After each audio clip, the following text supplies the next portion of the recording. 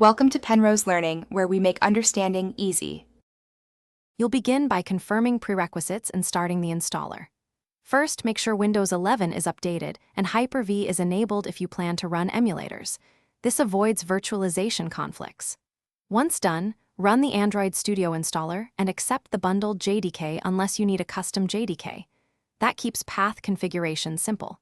During the wizard, choose Android SDK, SDK platform, and Android virtual device. Make sure to allocate at least 4 GB RAM and 8 GB disk, so builds don't fail.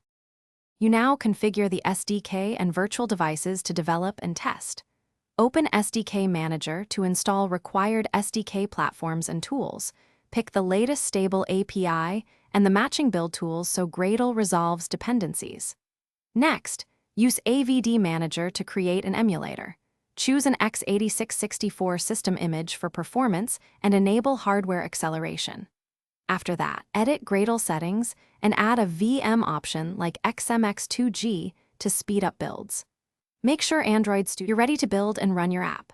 Open or import the project, pick a target device, either your AVD or a connected USB device, and press Run. Watch the Gradle console for build progress and Logcat for runtime logs. These reveal missing SDK packages or dependency conflicts. If installation hangs or emulator won't start, kill a DB, wipe AVD data, and restart the emulator.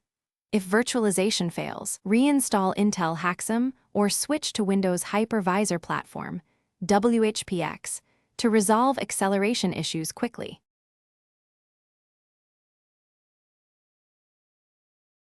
Thanks for watching. If this was helpful, leave a like and consider subscribing. See you next time.